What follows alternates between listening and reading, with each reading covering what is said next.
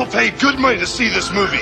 When they go out to a theater, they want cold sodas, hot popcorn, and no monsters in the projection booth. Everyone pretend podcasting isn't boring.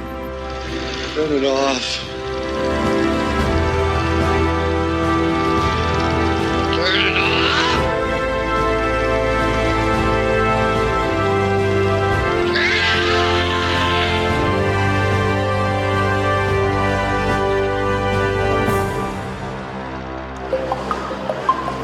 Minnesota! Me! I'm the phoenix and the ash, red eyes shining in a camouflage. Hoisting the Hydra high.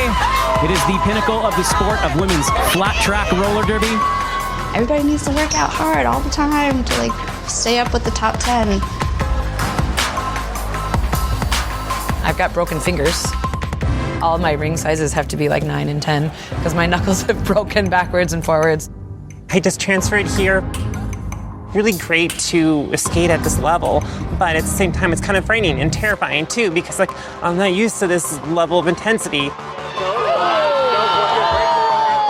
Game! 1, 2, 3! We have a lot invested this season. We have a lot of skaters going to be their last season. This is it. We got to do it now or we're never going to do it. See too many rivals. I'm the phoenix and the ash, red eyes shining in a camouflage. My secret is I don't keep on see something. Go ahead and say something. I ain't afraid of it. I don't drown. Won't stay down. He finds a way to rise somehow. Skin the cloud is up, coming down. Don't see too many rivals. They are my family. We share blood, sweat, and tears.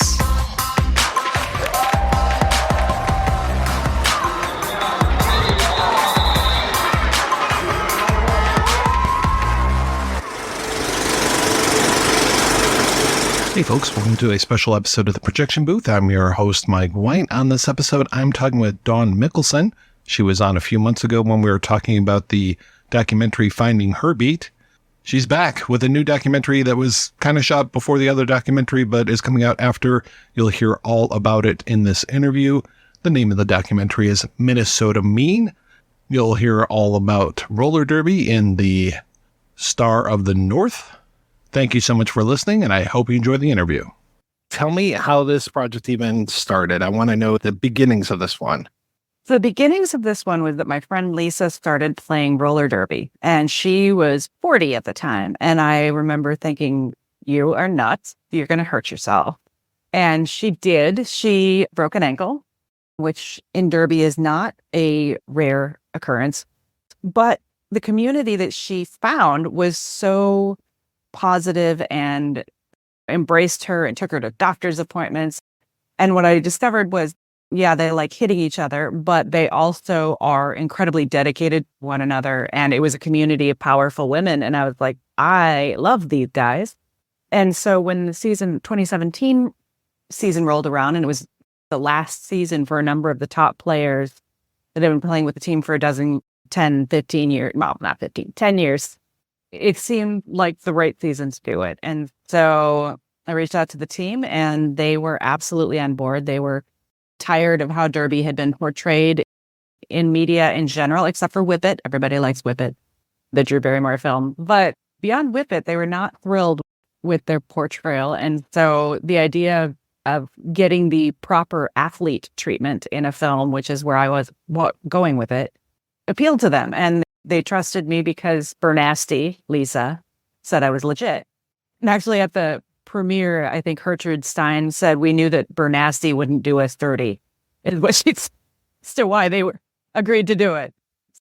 So it sounds like you had a pretty easy time getting in and getting them to open up to you. You were almost a known quantity already. To some extent. I mean, Bernasty clearly more than me. And it took a season for them to get comfortable enough to share their innermost feelings, which in the film, that was a built trust over time. But yeah, they're a great group of powerful women and non-binary folks. How did you even approach the filming? I imagine it took a long time to get this done, and how long did you shoot? What was your schedule of going out there and shooting games versus interviews? We did every kind of major game except for there's one tournament in Missouri that we missed, and it was due to funding. And so you'll notice midway through the film, they'll be like, this tournament happened. Here are the scores. Here's what happened. Couldn't be there. No money.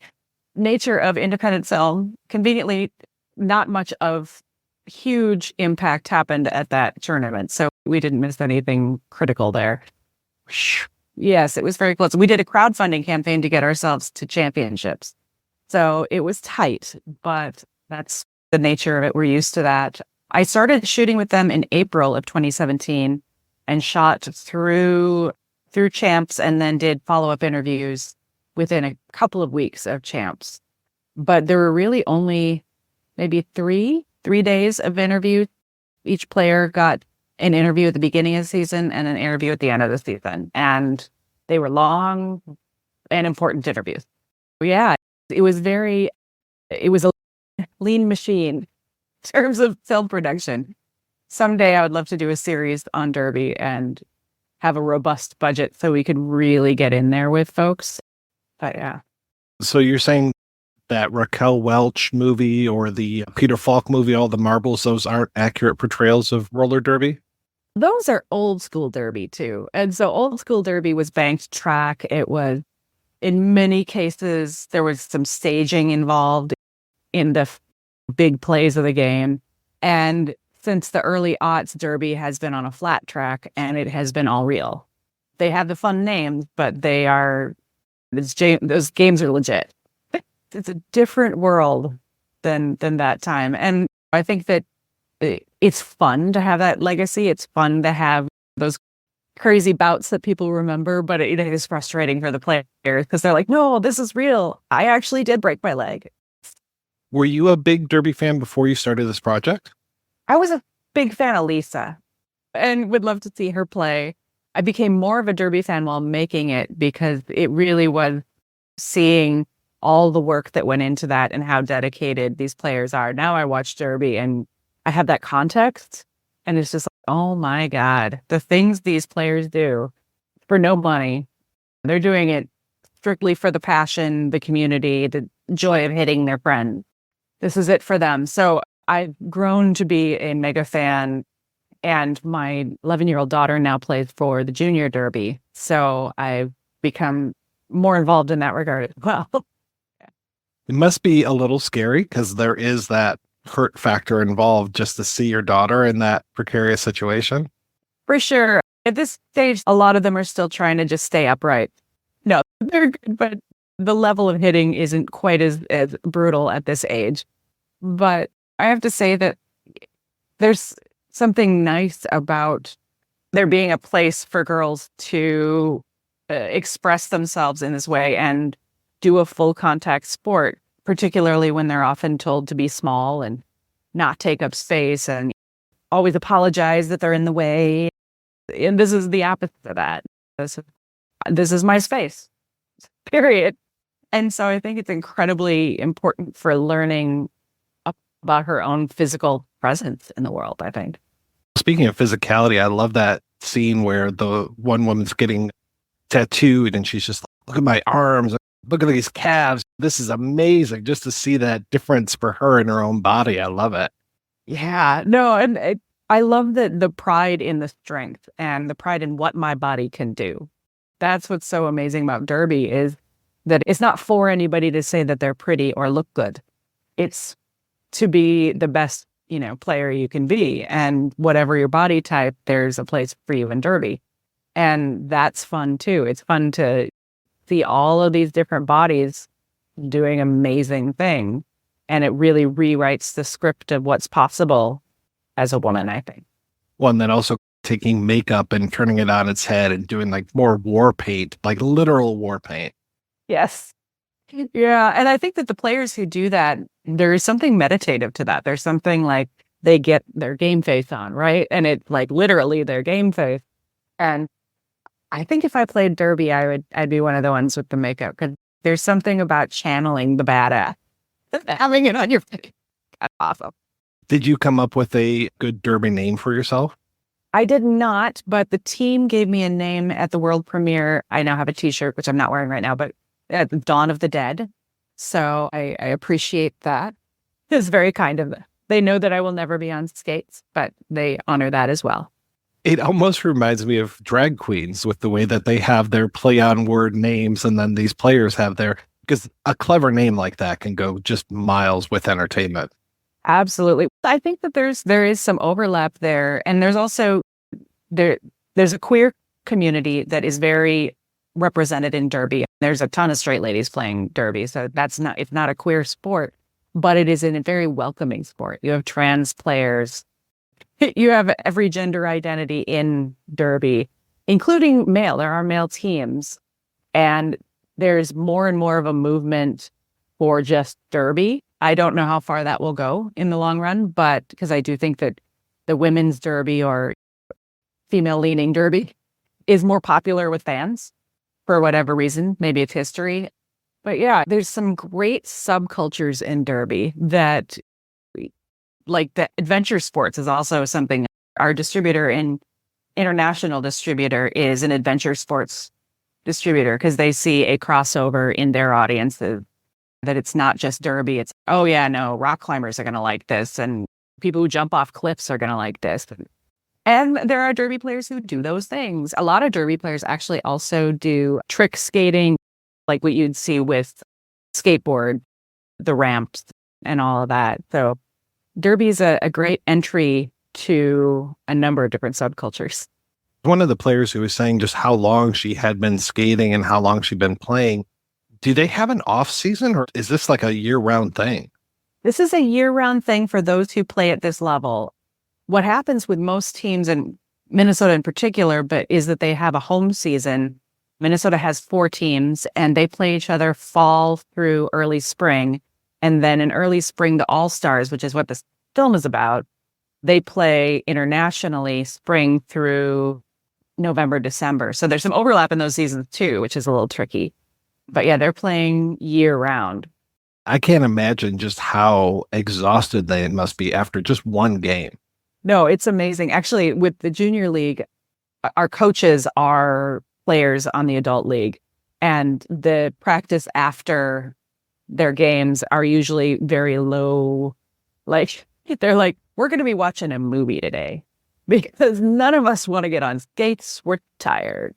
It's a full body sport. And actually, yeah, Diamond Ruff, who I spoke with her recently, and she was saying that as a blocker, she takes the full impact of the jammers going around that track, that the whole goal is to get through this pile of women, and she is the epicenter of that. And so she takes the full force of this person on roller skates. And so her back is not great because it's a lot, but she loves it. And she is actually retired since then, but she loved it at the time. Thank you for having the moment in the movie where you just break for a minute and explain the game to us. As viewers, that was so important to be like, oh, okay. Because otherwise it just looks like people going around a track and hitting each other and you're not exactly sure what's going on. And I didn't even notice the stars on the helmets at first. So that was crucial that you were able to give me that 5-minute primer in there. It was helpful, but that's what the team does at every major bout is they will do the audio from that 101 Derby 101 was actually from the Derby 101 of that game, where they have people do a mock bout in the middle of the track, just so because over half the audience is usually new to Derby, and so they have to educate the audience every time. So they've got this down, and I was a beneficiary of that. But it's true though, we didn't want to make a film without that because there is confusion, and I want people to at least understand the jammer's role. If nothing else, just understand that person needs to get from point A to point B and pass a bunch of people. Yeah. When did they move from that bank track down to a flat track? I don't know the exact year. I will say that happened in the early aughts. So there was a break in Derby somewhere in the early 80s. It wound down. And then it was reborn in Austin, Texas, and that area in the early aughts. And at that time, there was a lot of should we be doing banked track or should we be doing flat track? And frankly, having the infrastructure to have a banked track for every team was just not realistic. Where do you put it? Do you have to have a permanent space that thing is always up in? It made it really difficult for this sport to take off. Whereas they found they could play derby in so many other places, gyms, and I think that we're playing in the Roy Wilkins Arena, so it's conference/concert venue, and all they have to do is place down tape on the floor that meets the regulation size. And so it became flat track derby when it became a serious conversation about we want a robust league with dozens or hundreds. And currently there's over 400 leagues worldwide with multiple teams within those leagues. So flat track was the decision that I think gave a boost to the sport to make it what it is today. Yeah, I can definitely see that being a lot easier to handle. And yeah, I was curious about that auditorium space, if that was a multi-space, it felt like it. Minnesota's incredibly lucky with that space. Not all teams have a space where they can have music and light and the big jumbotrons. Like Minnesota's, when you talk to other teams who played Minnesota, they're all like, oh my God, you guys are so lucky. We're in some random gym with a couple of bleachers. That is not that for all the teams, but it's tough. It's tough to find a venue that will host you. And the Roy Wilkins Arena has been their venue since the early aughts. Minnesota is one of the first teams that joined on the WFTDA after Austin. So they have long history. Yeah. As you're shooting this, you already talked about the challenges when it came to the budget, but what were some of your other challenges? I imagine scheduling was part of it as well. Sure. There was scheduling. There was learning how to shoot derby, because when we first got there, first of all, the camera operators are like, what do I point at? I'm like, jammer, shoot the gal with the star. And so we got much better by the end of the season. And by the end of the season, we were able to pull from the WFTDA's cameras. They allowed us access to their cameras because they live stream all of their major bouts. And then that gave us the freedom to focus on the bench and on the faces of the players and the real emotional stuff. And so there was a learning curve there when we were making the film. So I'm just like, oh my God, I want to do a series that benefits from all the stuff I learned, because now we know how to shoot derby, right? Now we know how to do it. And also the camera operator has an opportunity to go into the middle. They rotate in. The still cameras and the film cameras rotate in. So there's one camera in the middle of the track at most times. And oh my God, the footage you can get from the middle of the track. But that camera operator needs to know where those skaters are. They need to understand the flow of the game, because they could get hit and it could be ugly. It's a learning curve. You got to have a new project so you can actually show off that derby skill that you had. But I've got teams that are absolutely willing and excited to be a part of something. So we just need to figure out the funding and the distribution, and we could have ourselves a derby series pretty easily, which would be amazing. But I'm also working on a bunch of other things too. That's the nature of the work that I do. I'm always juggling a lot of different projects because you never know when one's going to take off. Nature of independent film. You called this the Irish twin with Finding Her Beat. So how did you balance the two projects? So this one was shot first, which is interesting, but due to funding of independent film, it came out second because Finding Her Beat found funding much more quickly. But Minnesota Mean was an inspiration for Finding Her Beat in the sense that I fell in love with all of our footage that was behind the scenes. And when it came to making Finding Her Beat, I was like, I want to make this film with no interview. I want this just to be microphones on people doing their thing. And so I think that film benefited a lot from Minnesota Mean. And yeah, this is the film I really fell in love with, that cinema verite style that I would like to continue in my work going forward as much as I can. Which is interesting because I think early in my career, I loved the interview and that was my favorite part. And I still do like interviews, but as a storyteller and as a person who edits, there's just something so raw and beautiful about just watching people live their lives and having it play out in real time. I was curious as far as the editing goes. Were you trying to edit this as it went along since you had a schedule of games, or did you save that all to the end? I saved it all to the end. I would, and part of that was, again, independent film and funding. Had there been funding, we would have been editing right along. But as it was, I was like, okay, and then there's that client project and this client project and this thing over here. Basically got everything in the can and then edited on weekends and evenings for the next few years.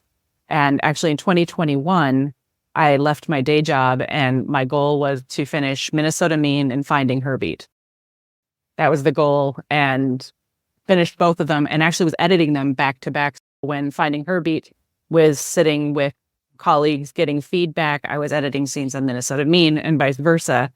They were gestating at the same time and benefit from each other. And if you watch them back to back, you will probably sense similarities in how the story is told, because I learned back and forth on both of them. Was your support network for both of those the same as far as who you're showing this to and getting the feedback from? Yes and no. I have a core group of people that I really respect their opinions, often, but not always. They're fellow filmmakers. I actually had a book club that I was a part of. A bunch of ladies, a bunch of librarians and teachers, and I usually send it to them because they're awesome and they're so excited to watch it, and they will be honest.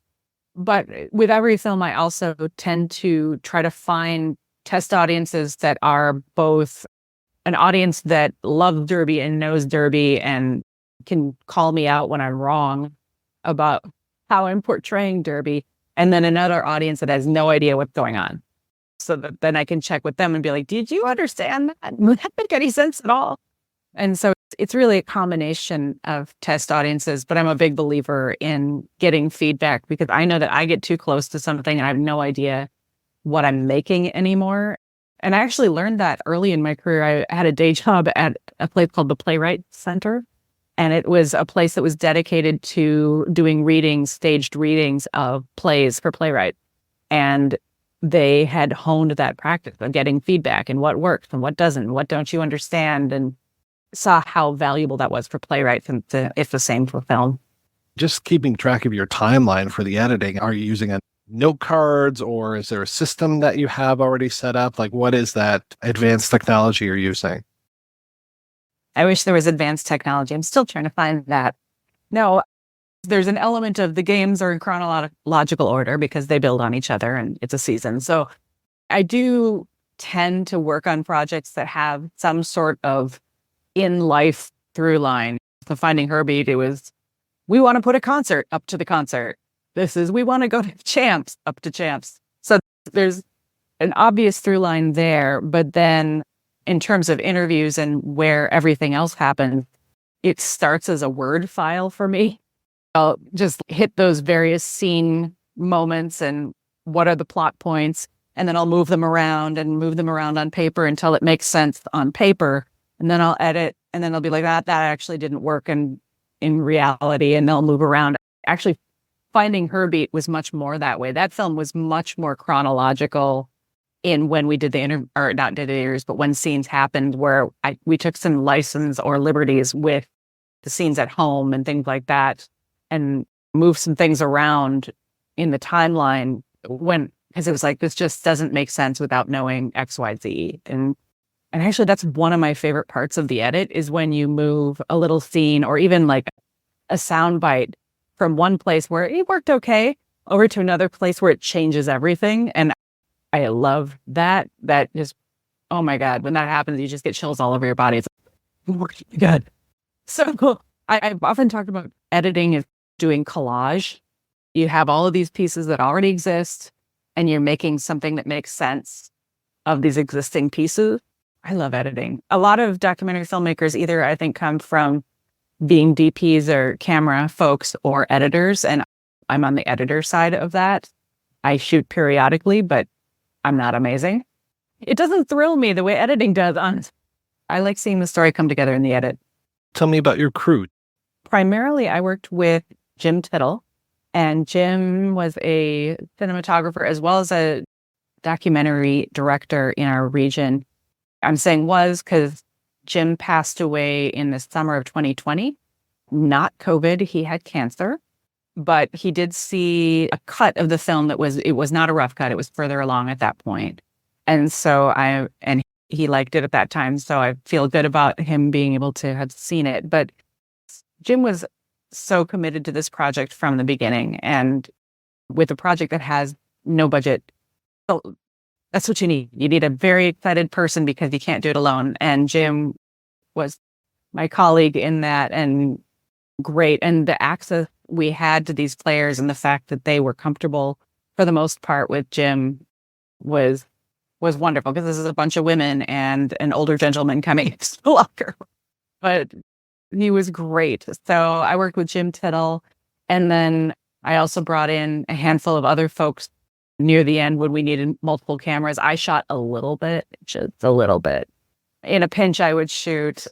I also did audio recording. Yeah, this was really a small and tight crew. When we got to the edit, I did bring in 3 additional editors. And the editors were people who'd worked in docs around sports, because I knew that the edit around those scenes of the games was an art form and not something that I'd ever done. And it's like a story within a story.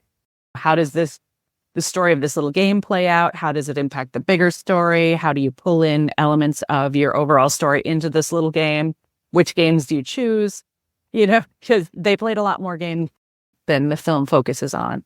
So that was done with 3 other editors who were awesome. And then I was the editor that pulled all those scenes together and then arranged them and brought in the personal scenes and crafted the final thing. This is a group effort all the time. And this was just a small group that made this film. How long did the edit go on?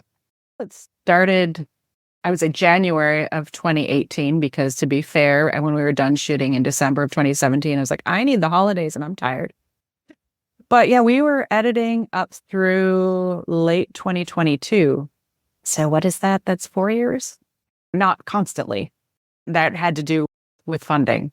And I often said, if there was the budget and all the money was there, we could have finished the edit in 9 months easily. Maybe even shorter. But when you're doing it on the cheap, you do it when you can.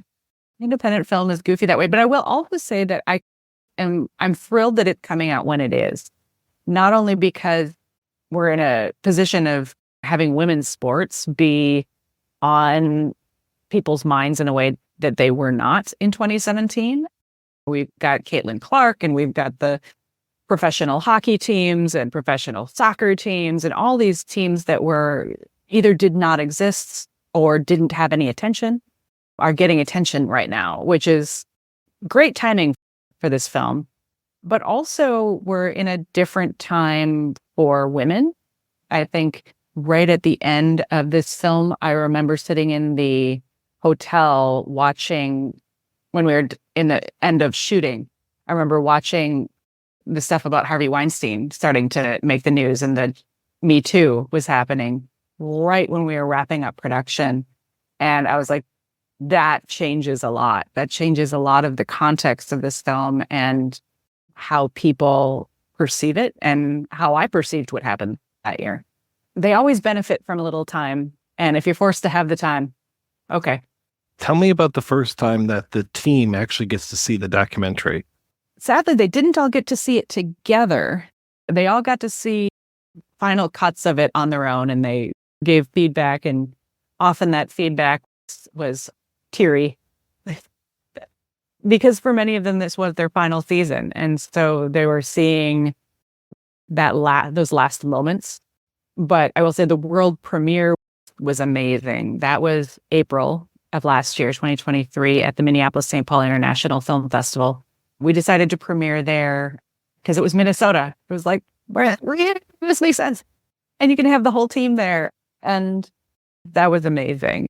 They were able to get this community support and acknowledgement of who they were at that time in their lives.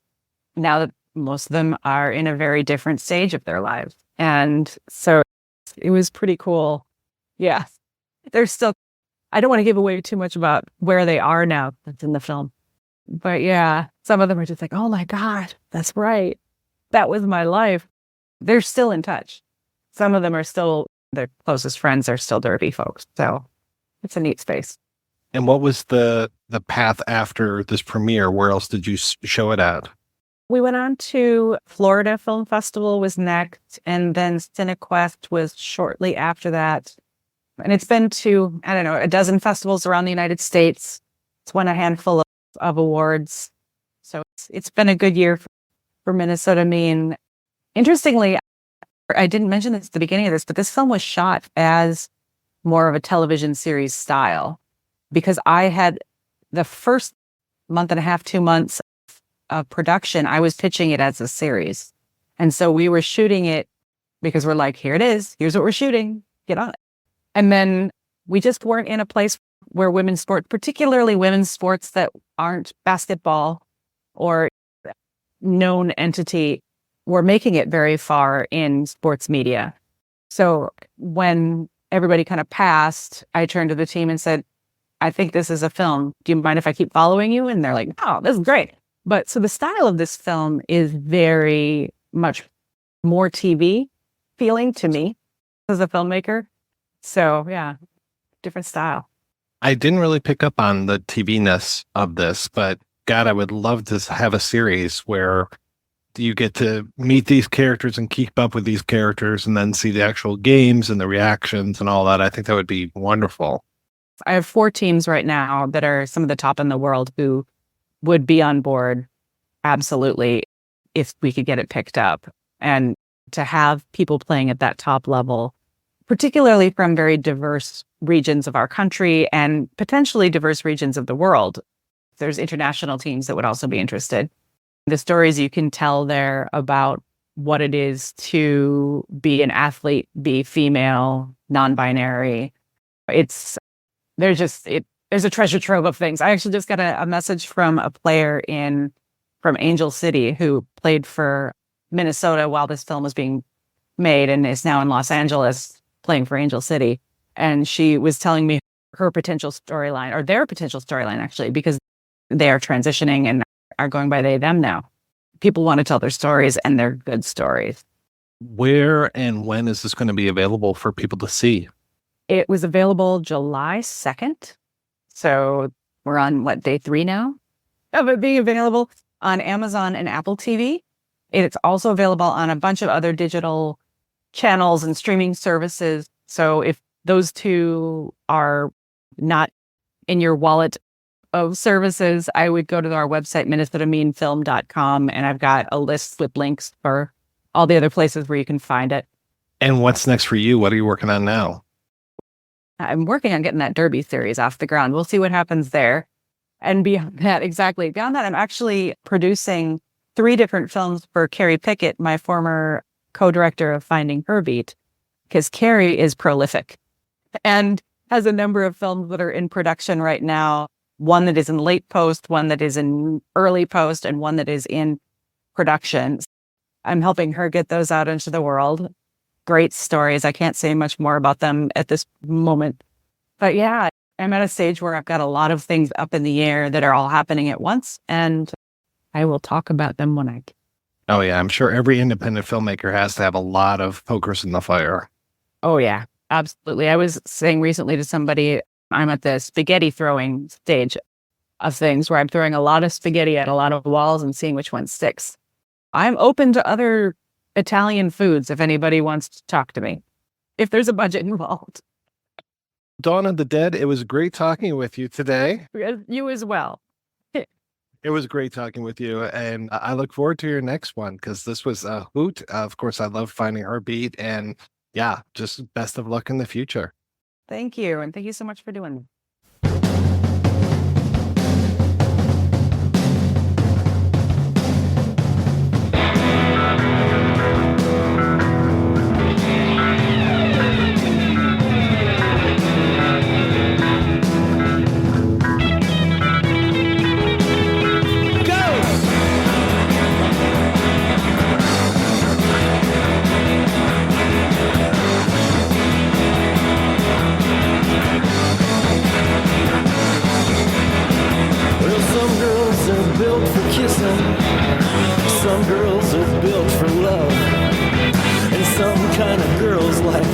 diamonds and pearls and all that fancy stuff.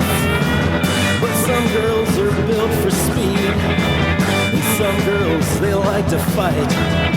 There ain't nothing so sweet as a girl on skates whooping other girls' asses all night. She's the hottest little deal on 8 wheels, burning like a babe out of hell. Jamming and a blocking and a little skull knocking, it's enough to make a grown man yell. Go, go, roller girl, look at that girl roll. Roller derby saved my soul.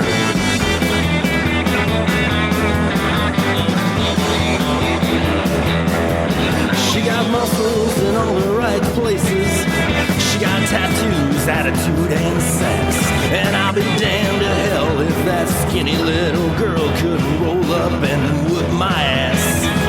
Well, some men, they like them quiet. Some men like them shy.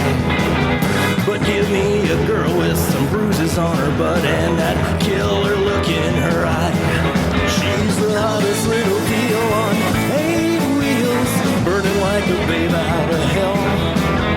Jamming and a blocking and a little skull knocking, it's enough to make a grown man yell. Go, go, roller girl, look at that girl roll. Roller derby saved my soul.